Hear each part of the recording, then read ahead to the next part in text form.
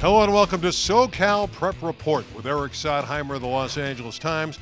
My name is Randy Rosenblum. We're in El Sereno, California today on the campus of Wilson High School, where their girls basketball team is doing very well, thank you, under Larry Rubio. They're 17-3 and one of the hot commodities in Division III. You know, Eric, when I think about Wilson High School, I don't think about basketball, boys or girls.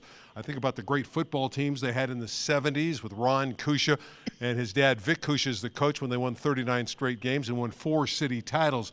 That was a long time ago. We have not seen a lot of success from this school. They've had other successes, volleyball and so forth, and they've had some good basketball teams. But the girls' team is really doing well. They're in Division III in the city section, and they're ranked number 1 in max prep. So that's a good achievement so far. I'm just saying this team could be a city championship team in that. But let's talk about more interesting things as far as the city section. The Hall of Fame you want to talk about, and that's what I have the list in front of me. The LA City section has come out with their nominees, their Hall of Fame nominees. There's 44 new inductees. They'll go in the hall in April. They were just named Al Michaels, the venerable sportscaster who went to Hamilton High School. Of course, you start out with a broadcaster. Well, that's what the press release starts out with. Steve Kerr, the coach of the Warriors. A lot of people don't know he was a basketball and baseball player at Palisades High School. Freeman Williams, a great shooter. He had great fame at college at Portland State. Dwight Evans, the baseball player, played with the Red Sox most of his career, was a great player at Chatsworth. Keyshawn Johnson from Dorsey High School, the great football player, went on to SC and into the National Football League. Those are just some of the names, Eric. Your thoughts on the Hall of Fame class? We need to get Keyshawn on this show. He'll replace you, and he could do the whole show and finish everything in 30 minutes, talk and talk. He's one of the great talkers in city section history and also one of the great players. That's your response to the City Hall of Fame? No, it's a good job. This is the 4th class. It's very difficult to pick Hall of Famers. I know you're upset because you didn't get in. No, you should have been in. No, I was upset because you didn't get in. Yeah, that's not true at all. But it's a good performances, and it's always a difficult task. But I think they did a good job. It's going to be April 23rd in Culver City. The public is welcome to attend. And but I know you want to get in badly, and I nominate you, Randy. I don't know why. You did nominate me? Yes, I don't know why they didn't want to nominate. You have to talk to Trent Cornelius. No, it's not. It's not anyone's fault. A couple of our friends did get in. Kara Blumfield, who in recent years was the coach of the basketball team at El Camino High School, has done a lot of commentary with me on LA 36 and KLCS, and she got in as a great softball player, and she was a terrific shortstop at El Camino. Ed Azam is in from Westchester. It's a great accomplishment, the winningest basketball coach in city section here. History, Ralph Tilley from Dorsey, the track coach. So a lot of good people. And Ebony Hoffman, the great women's basketball player from Narbonne, who led them to a national championship when she played for the Gauchos. All right, a couple scores we want to go over on the boys' side. They were big games this past week. Birmingham beats El Camino Real easily in the end, but they were down early. They ended up winning by double digits, Eric, but they scored 24 straight points. Yeah, I was there, and that's the best Birmingham could play in that little timeline. And if they can do that, they're going to win the city title. But they did fall behind. Mark Boland's been having a great season, underrated player for them. Next to their star players. Yeah, Deshaun Winston had 26 points in the victory for Birmingham. Narbonne, in a big game in the Marine League, got by Washington Prep 75-64. Antonio Monroe with a big night. Yeah, that's a key victory for Narbonne. Washington needs to beat Narbonne at least once to guarantee itself an open division spot, but I think that they'll still get in the open division. Fairfax gets by Palisades in the Western League. Fairfax already has a win, a tough win at Westchester, and they get a big victory again. Yeah, but particularly the Palisades game was important because Ethan Anderson is injured. He did not play. That's his first game. They did get Robert McRae back, and they're going to need Ethan eventually when they play Westchester again on February the 10th. Also, I was at that Westchester-Fairfax game. Terrific performance by Kirk Smith. He had 10 blocks in the game. So Fairfax right now has only one loss. Steve Bake doing a terrific job after being at Chino Hills last season. Yeah, Steve Bake never loses basketball games. Talking about guys who can block shots, how about Bol, the son of Manute Bol? He is now eligible and has played for Mater Dei High School in the southern section, and suddenly the Monarchs are dangerous. They're dangerous, but I still like Chino Hills as the best team in Southern California. And also Sierra Canyon has Marvin Bagley III, who's the best player in Southern California. What about Bobo? Have you seen him play? I saw Bobo play, and he's going to make an impact, but I still think it's going to be one at the guard position if Chino Hills plays modern day. And speaking of impact, Jordan Blackman, who is a great football player on our air at St. Genevieve, commits to Army. He's a tremendous kick returner. He had over a 4.0 average. Terrific kid. I'm so happy for him and Army. They're getting a great one. Yeah, St. Genevieve won 11 football games, and a lot of it was because of Jordan Blackman. We're talking Wilson girls basketball today. We'll come back with their coach, Larry Rubio. He's next on SoCal Prep Report. A single ember from a wildfire can travel over a mile. You can't control where it will land, only what happens before it does. Visit fireadapted.org to learn how to protect your community from wildfires. Wilson Mules having a fabulous season on the girls' side, 17-3. They're undefeated in the Northern League, and they've won 9 in a row. Their head coach, Larry Rubio, joins us now in his 4th year. Larry, what's the secret for success? Why have the Mules stepped up this year in Division III? I think we have an experienced group. They've been together since their 9th and 10th grade year, so the core group has been playing together and have good chemistry. Who are the leaders of the basketball team? Mostly our captains, but everybody has an important role on the team, and they all stepped up and taken care of that. What's important about this development is you've been training these since they came here as freshmen, and a lot of them didn't really know how to play basketball, and that's really a challenge. So could you explain how you start from the beginning with these girls to get them to be able to play at a high caliber? It's a process, but it's been fun seeing them get better and want to get better, so it's always fun, and you want to work with students and players like that. So start out, let everybody know how this comes. You have tryouts, you see, I mean, some of these don't know how to do anything, make a layup, so you got to start from the very beginning. I mainly look for their hustle and their willingness, because a lot of the players we get, like you said, they never played basketball before, so I try to keep them all, and then hopefully they'll develop throughout the years, but it's kind of hard to keep them all. Right. Is it kind of a comedic situation when you had those first tryouts and you're trying to see who has a little bit of athleticism? I try not to laugh, and I'll wait till I go home, and then I'll think about it, and then I'll laugh, but never in front of the players I won't laugh. Right. But what are some of the things you've seen? Just, I had one player one year, we were running lines, and she didn't stop it. She just ran through the wall, and but she kept going, and I was like, okay, I could take her because she's willing to do anything if she's able to do that. That was a big ouch. Yeah, but it was good to see that, you know what I mean, she was willing and she didn't stop. She just Did she kept turn going. out to be a good player? She's a great player. Okay. See, It worked. Randy? It worked. Yes. Larry, you've been here a long time. You played here back in the 90s. So you know the culture of Wilson basketball. I know the girls' team won an invitational championship in '99, beating Hamilton in the finals. But when you think of Wilson, you don't think of winning basketball. On the girls' side, you think of Narbonne and Palisades and schools of that ilk. What's the culture like now? And if it was negative before, how have you been able to turn it around? Just through hard work and commitment from the girls.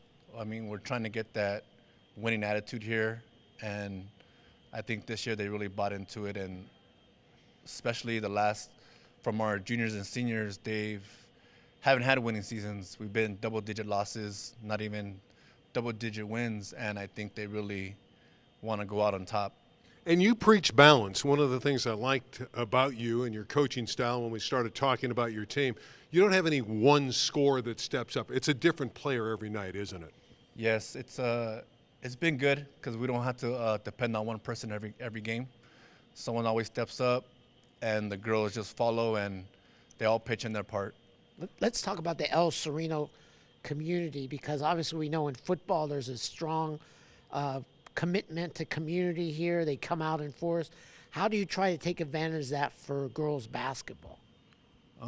It's kind of hard because I'm not too into the leagues around here, but I know back in the days when they were really strong, they had a good, like you could say, farm system coming up, and they got a lot of girls that played basketball before they get here.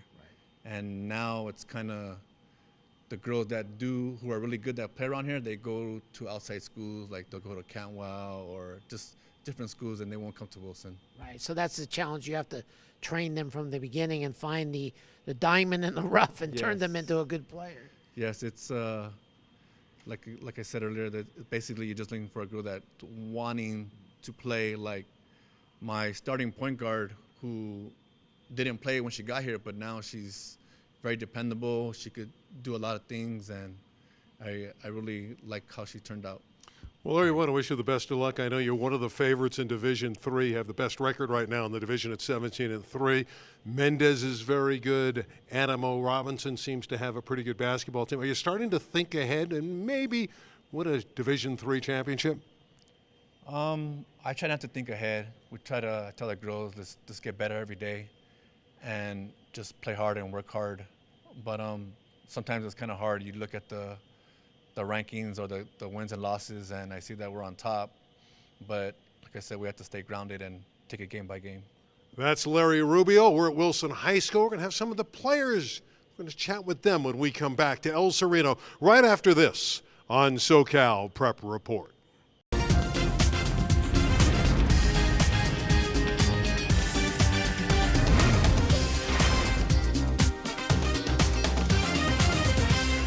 What's happening in LA? I'm Arian Alexander.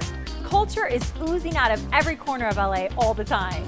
You can't miss these 3 events we picked for you this week. The LA Dance Film Festival will debut this Thursday at the Los Feliz 3 Theater in East Los Angeles.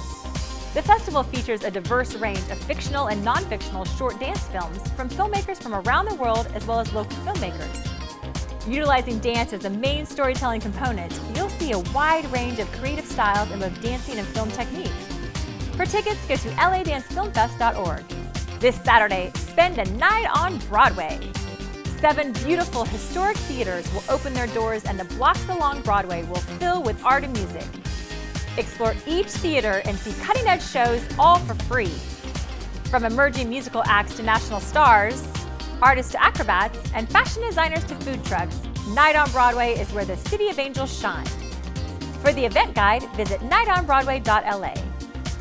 This Sunday, the museum experience is available for everyone, all for free.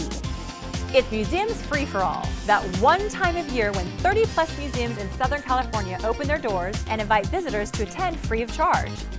Presenting art, culture, natural history, and science, you'll have your pick of great institutions like the Annenberg Space for Photography, California Science Center, the Broad, and Museum of Tolerance. For the full list of participating museums, go to socalmuseums.org. Whatever you step into this week, whether it's dance, Broadway, or a museum, you'll be inspired by the sights and sounds of LA. I'm Arian Alexander for What's Happening in LA, and I'll see you next week.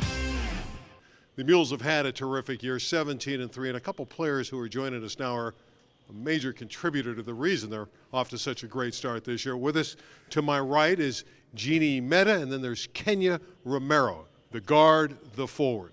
We'll start with you, and that, of course, is Jeannie Meta. And Jeannie, you're short in stature, but you got that big heart, and you say the team has great chemistry. Yes, we do. We grew together since freshman year, so people know what our strengths are, and that's what we plan on doing. You're a senior. The coach says you're one of the leaders. How are you a leader for this basketball team? When it comes to motivation, I'm that girl that's always like, it's okay, you know? People have their bad games, and everybody does.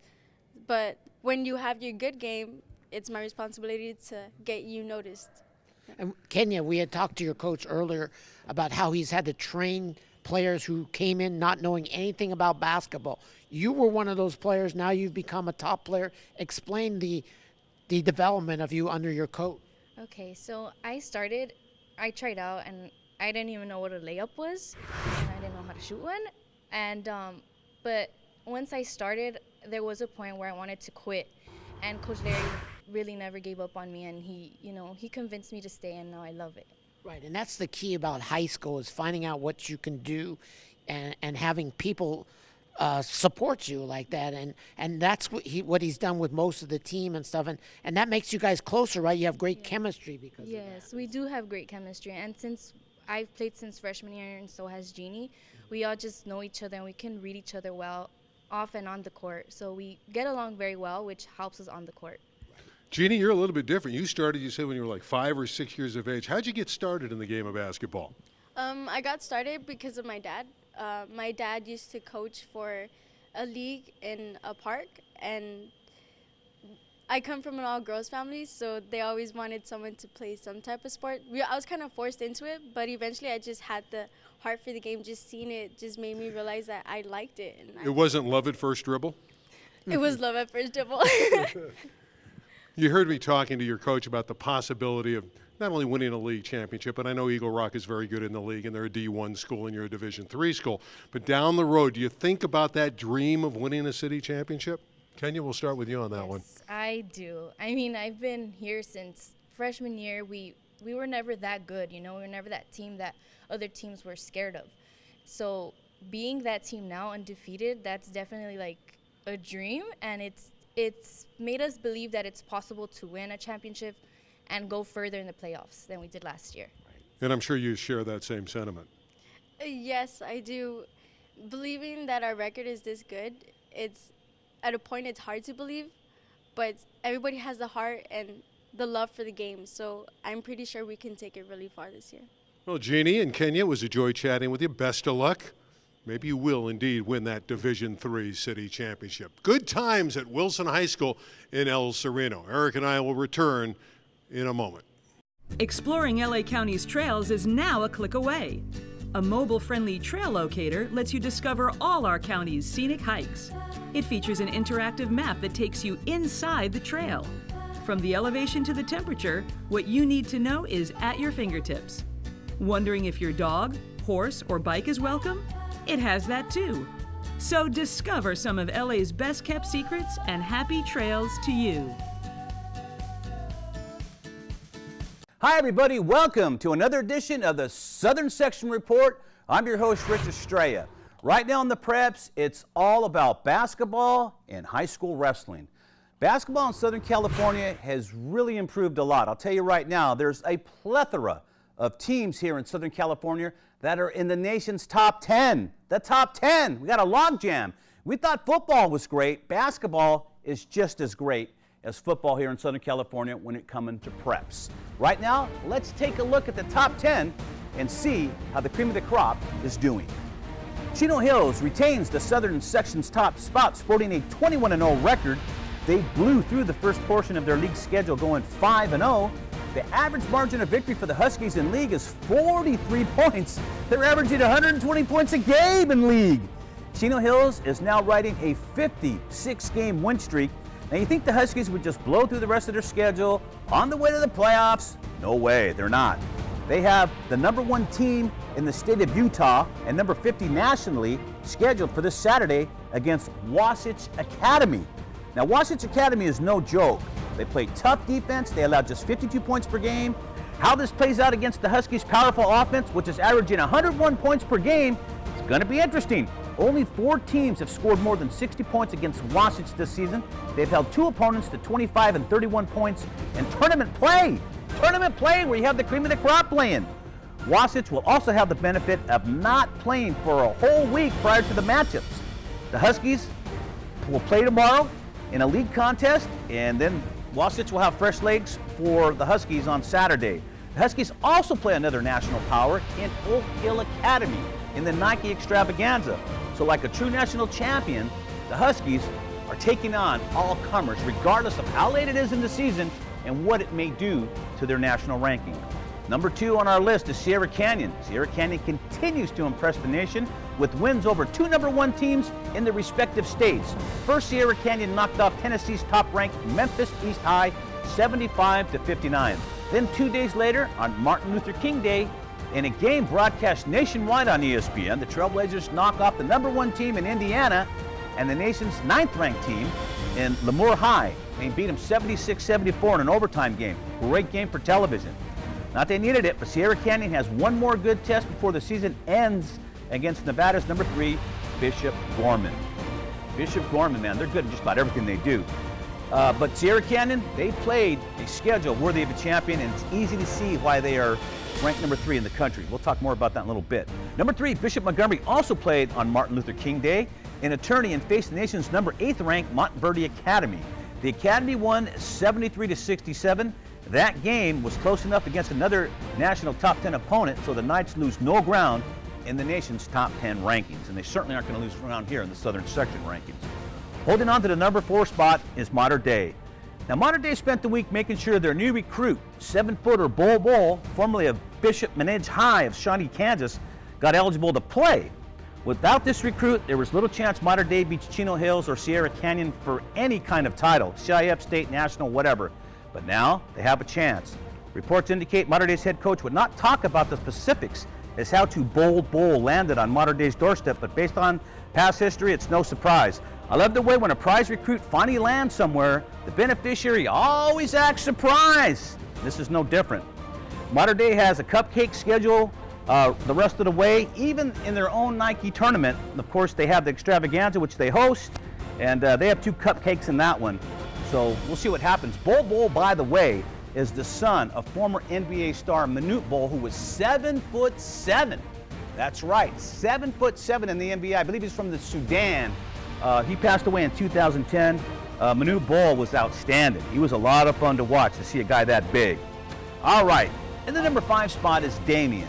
They are 21-2 on the season, and their only losses come to the nation's top team in Chino Hills and the nation's number 6 team in Mater Dei. They will probably lose again on Friday because they're going to face Chino Hills again, but they should feast on the rest of the Baseline League as they get ready for the playoffs. And Damien's no joke. Let me just tell you right now, Damien is no joke. Those guys are playing excellent basketball. They had a lot of nation's top 25 teams on their schedule, and they've done quite well. In the 6th position is Roosevelt Corona. They are in Big 8 League play now and have only one big game left on their schedule, and that takes place Friday night against league rival Corona Centennial. Roosevelt has already beat Centennial twice this season, but that doesn't mean anything now. This is basketball, where it's always, what have you done for me lately? In the number 7 position this week is Corona Centennial. They are ranked 55th nationally and have signature wins over number 17th ranked Westchester and number 26th ranked Almany. Among their losses is a 2-point loss to number 6th ranked Mater Dei. Centennial can move up into the nation's top 40 with a victory over league favorite Roosevelt. In the 8th position is Almany. They garner a national ranking this week of number 26. Looking ahead, they should sweep the rest of their schedule, going undefeated in Mission League play and be ready to wreak havoc in the playoffs. Number 9 is Long Beach Poly. They move up a spot.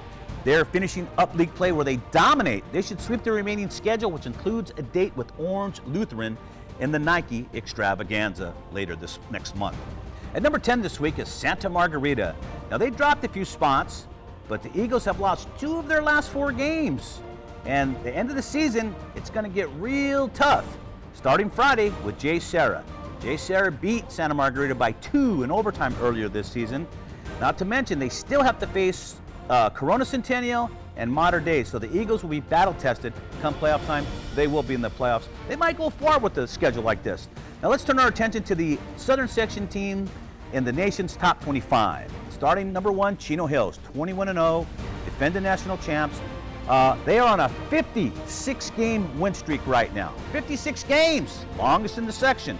Number 3, staying at number 3 is Sierra Canyon. They are 17-1. They're on fire. Again, we talked about they just recently beat the number 1 teams in the state of Indiana and the number 1 teams in the state of Tennessee. At the number 6 position is Mater Dei. They're a lot stronger now that they got Bol Bol in there. This guy's 7 foot and can play guard, all right? That's trouble. That's going to cause a lot of problems for a lot of people. Number 20 is Bishop Montgomery. They are 18-2. They should finish out the league schedule undefeated. Look for a strong playoff run from the Knights. Don't discount Bishop Montgomery, even though it's a small school.